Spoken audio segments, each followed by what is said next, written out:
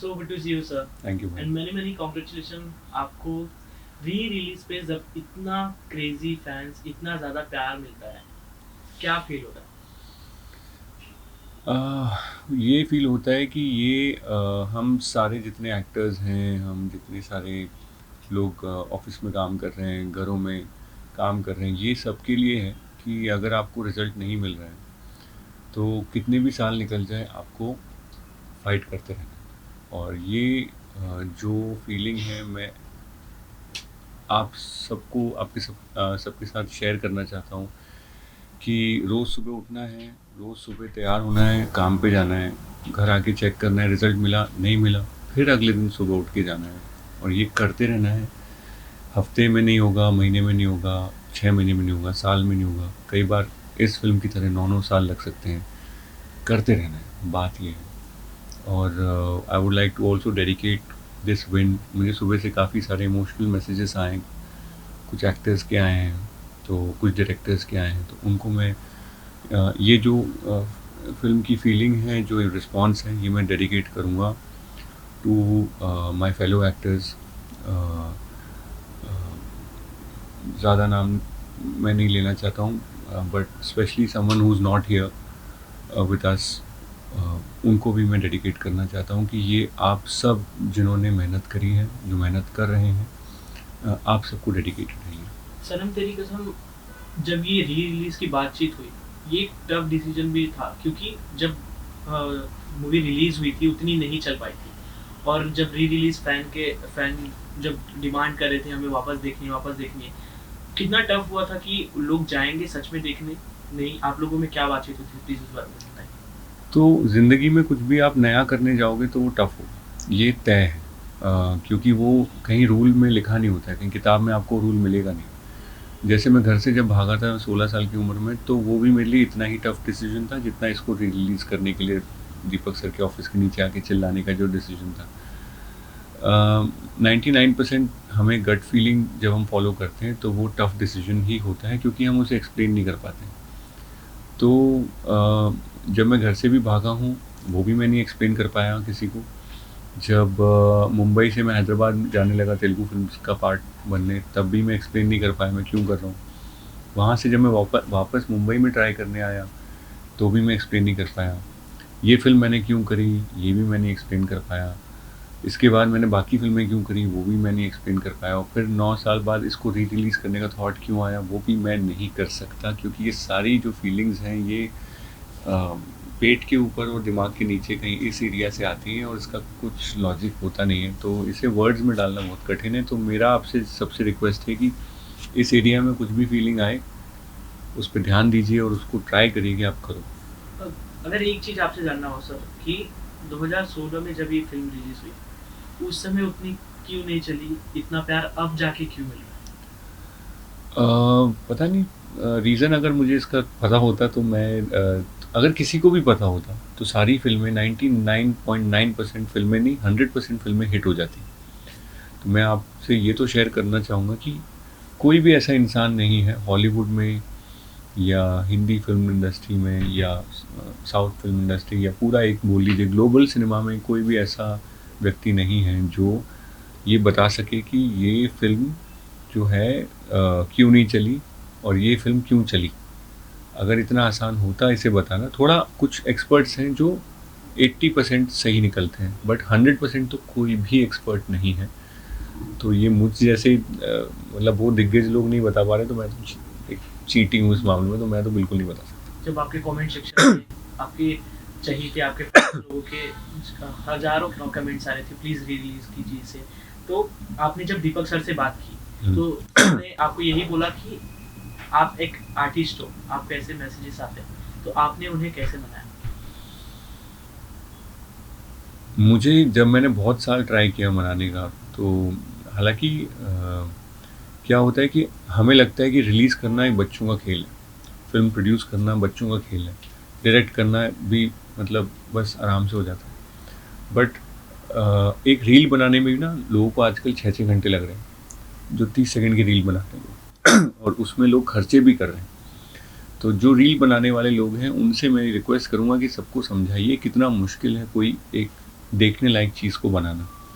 तो मैं इसमें प्रोड्यूसर सर की बिल्कुल भी वो नहीं मानता कि उनको उनकी वजह से कोई मैं मानता हूँ कि ऑडियंस ने नहीं देखा तो एक प्रोड्यूसर क्या करेगा और।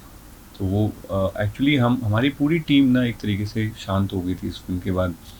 मैं अपनी गलती मानूँगा काफ़ी इसमें ज़्यादा। जैसे क्रिकेट मैच हारने के बाद एक पूरी क्रिकेट की जो बस होती है शांत पड़ जाती है, कोई किसी से बात नहीं करता है। गलती किसी की नहीं होती है बट कोई किसी से बात नहीं कर पाता उस समय। वैसे ही मैं भी किसी से बात नहीं कर पाया 8-9 साल तक। तो कहीं न कहीं मैं अपने ऊपर भी ये ब्लेम लूँगा। और फिर मैंने फाइनली जब मैंने उनको ऑडियंस को बोला इंस्टाग्राम पे कि आप लोग प्लीज़ इस कमेंट सेक्शन में आप लोग करिए जो आपको भरना है। और उन लोगों ने वो चीज़ को फ़ॉलो किया, लिखा। तो वो लेके फिर मैंने उनको नीचे लिखा था कि अगर आपने इतने कमेंट्स कर दिए तो मैं कल दीपक सर के ऑफ़िस चला जाऊँगा। वो जैसे कैरी मिनाटी एंड में बोलते हैं ना कि इतने मिलियन का टारगेट करते हैं, वैसे तो नहीं बोल पाया मैं, लेकिन उस तरीके से मैंने उनको लिखा कि इतने अगर आपने कमेंट्स कर दिए तो मैं कल चला जाऊँगा। और सच में उससे 3 गुना कमेंट्स आ गए। तो फिर मैं आ गया यहाँ पे नीचे और मैंने वो हरकत करी जो मेरे कई मतलब करीबी लोगों ने मुझे मना किया कि एक एक्टर ऐसे हरकत नहीं करना चाहिए एक एक्टर को कि नीचे खड़े हो गए ऑफिस में आप चिल्ला रहे हो, ये अच्छा नहीं लगता आपकी इमेज पे। बट मुझे इन सब चीज़ों से फ़र्क इसलिए नहीं पड़ता क्योंकि मैं एक फ़िल्म फैमिली से नहीं हूँ। तो मुझे ये नहीं सोचना पड़ता है कि मेरी फैमिली वालों की इज़्ज़त कम होगी या मैं अकेला आया था तो मुझे फ़र्क पड़ता नहीं। तो मुझे कल भी अगर पार्ट 2 के लिए नीचे बैठ के 11 दिन का अनशन करना पड़ेगा तो मैं वो भी करूँगा आप लोगों के लिए। तो पानी की बॉटलें ले आना बस आप लोग, वो पी के मैं निकाल दूँगा 11 दिन। जिस तरह से आप थिएटर विजिट कर रहे हैं, लोगों का इमोशन फूट के निकल रहा है, इतनी ढेर सारी प्यार मिल रही है आपको। आप जैसे पहुंच रहे हो, लोग सेल्फी खिंचाने, जो थिएटर में बड़े पर्दे पे दिख रहे हैं वो सामने आके जब खड़े हो जा रहे हैं, उन लोगों के लिए इतना अच्छा सरप्राइज लेकर आप जा रहे हो। वो किस तरह की फीलिंग होती है जब आप उनसे इंटरेक्ट करते हो चलते फिल्म के बीच या बाद में? मैं जब भी रास्ते में जैसे कोई मंदिर दिख जाता है तो हमारी ऐसी आदत होती है ना, वैसे करते हैं। तो मैं हमेशा जब भी मंदिर दिख जाता है मैं ऐसे करता हूँ, तो मेरे वर्ड्स में सुनता हूँ मैं क्या बोल रहा हूँ। तो वहाँ मैंने कभी भी अपने आप को पाया नहीं है कि मैं मांग रहा हूँ कुछ, मैं हमेशा थैंक यू बोल रहा होता हूँ, कुछ लाइफ में है या नहीं है। तो वही थैंक यू बोलने में ये थिएटर जा रहा हूँ। मैं ये नहीं फील करना चाह रहा हूँ कि मुझे क्या फील हो रहा है, उससे मुझे मतलब नहीं है। मुझे मतलब है कि मैं जितने हाथ मिला सकूँ और उनको आँखों में देख के थैंक यू बोल सकूँ, वो चीज़ मुझे करनी है जितनी ज़्यादा हो सके। क्योंकि उन लोगों ने ही किया है, उन लोगों ने ही इसको 9 साल तक प्यार देते रहे और आज इन्होंने सिर्फ़ कमेंट्स में ही प्यार नहीं दिखाया, क्योंकि कई साल तक मुझे लगता था कि ये प्यार सिर्फ़ कमेंट्स में है। जब आप जेब में से पैसे निकाल के टिकट खरीदते हैं, तो वो फ़िल्म की दुनिया में वो चीज़ फिर मैटर करती है। क्योंकि कमेंट्स से फ़िल्म नहीं बन सकती। फ़िल्म बनती है टिकट सेल से, जो मैं इतने साल से बोल रहा था, और फाइनली सब लोगों ने उस चीज़ को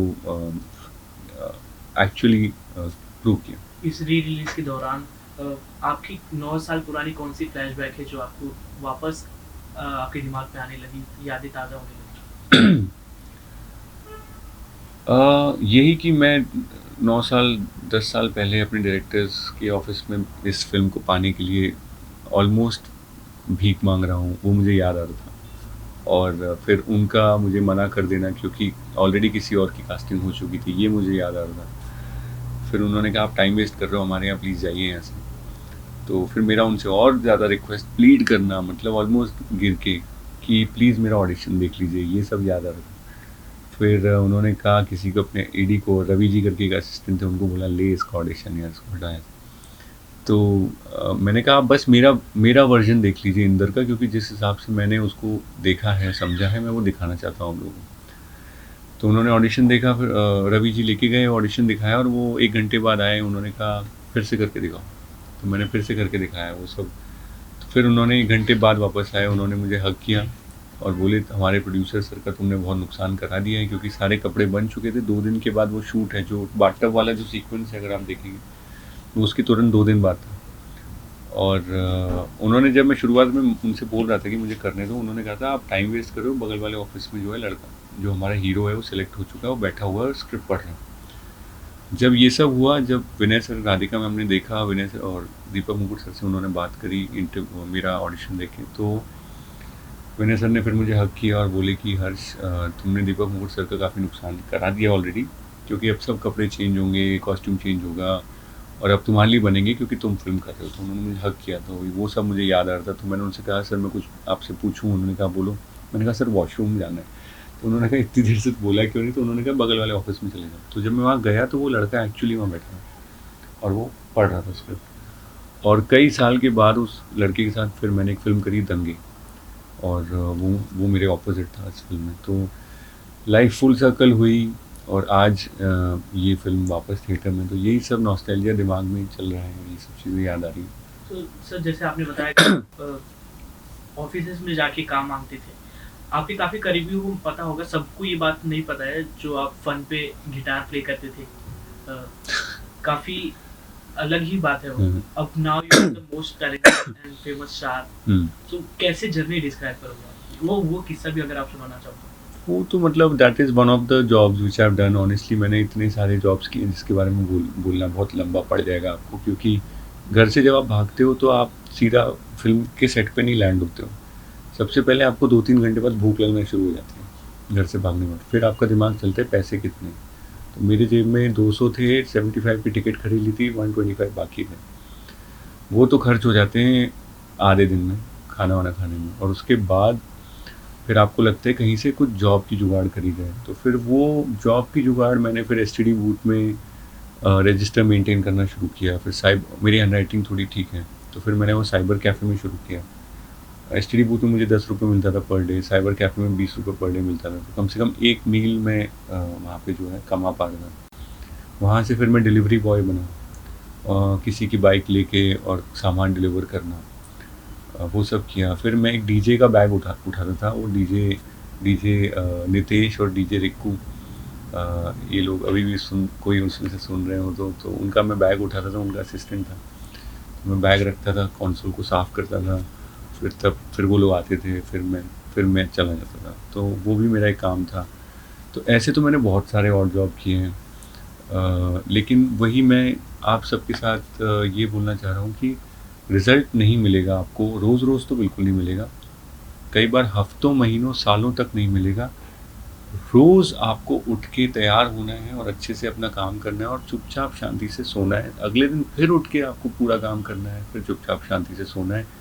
जब आपके 10,000 आवर्स पूरे हो जाएंगे, एक रूल है कि 10,000 घंटे जब आपकी किसी भी शिद्दत में पूरे हो जाते हैं तो वो आपकी मनोकामना जो है पूरी हो जाती है। मेरे 10,000 घंटे 2 बार हो गए तो पहली बार में तो मुझे फिल्म मिली, फिर मैंने 10,000 घंटे और सोचा इस बारे में और इसकी तरफ काम किया। तो 10,000 आवर्स का एक रूल होता है जिसको मैं फॉलो करता हूँ।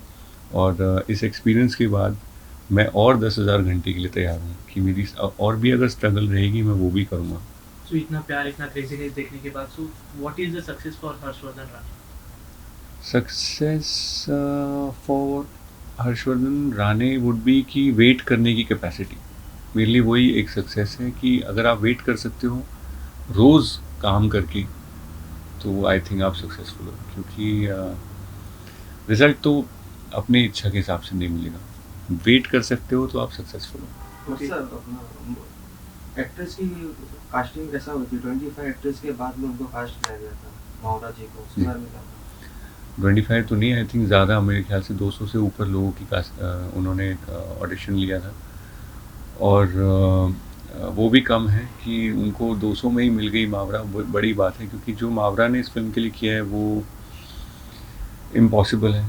फैंस बोल रहे कि मावरा जैसा कोई एक्टिंग नहीं कर पाएगा, अगर वो नहीं होते तो इतना मूवी हिट। हाँ बिल्कुल सही बात है। और मावरा कैसा रहता है कि जब घर में खाना बनता है ना, तो ये बोलना कि मम्मी नहीं होती तो खाना नहीं बनता है गलत है। क्योंकि अगर पापा नहीं होते तो सब्ज़ी कौन लाता?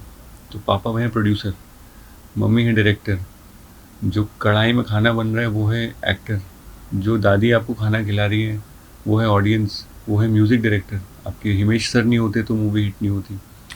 तो क्रेडिट एक जगह पे रखना एक एक एक बीमारी है। हम लोगों में एक डिजीज़ है कि हम सारा क्रेडिट एक तरफ चाहते हैं, अपनी तरफ चाहते हैं। ये एक बीमारी है, इससे आप लोग दूर रहें। और जैसे गाड़ी चलती है 4 पहिए, इंजन, बॉडी। अब आप कहोगे पहिए नहीं होंगे तो गाड़ी नहीं चलेगी।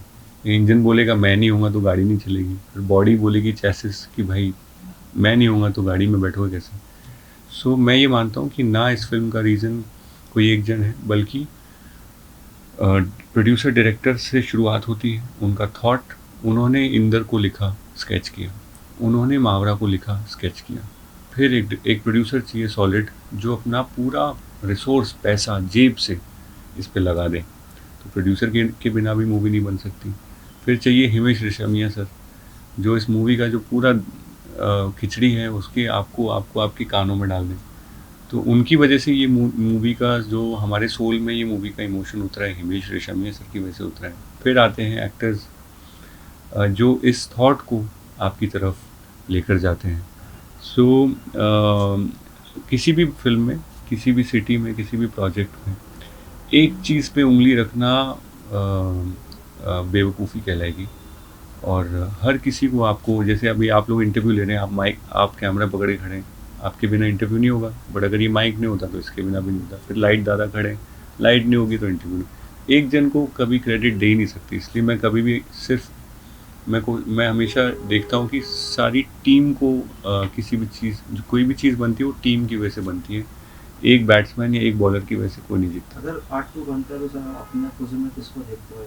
आपको आप आ जाओ।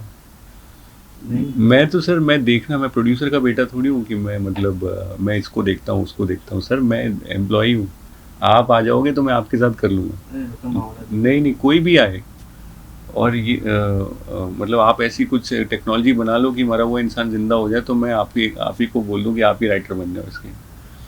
तो थोड़ा सा हमें प्रैक्टिकली सोचना पड़ेगा कि एक ही सच है दुनिया में, वो है टू डाई। करेक्ट। आप इसको डिफाइन नहीं कर सकते। कोई भी बड़े बड़े महात्मा भी इस चीज़ से बच नहीं पाए, राजा महाराजा, कितना भी पैसा आपके पास होगा, जो एंड होता है वो डेथ होती है। और डेथ के बाद अगर आपके पास कोई टेक्नोलॉजी आ गई है तो मुझे प्लीज़ बता दो, क्योंकि मैं अपने पहले डैडी को ज़िंदा करना चाहूँगा, उसके बाद सेकंड सबसे पहले मैं मावरा के कैरेक्टर को ज़िंदा करूँगा। अच्छा 14 फेब को भी लगेगी, मतलब कंटिन्यू रहेगी मूवी? सर मैं तो प्रोड्यूसर का बेटा नहीं हूँ सर, ये सवाल मुझसे क्यों पूछ रहे हो? लोग देखेंगे तो सर क्यों नहीं रहेगी।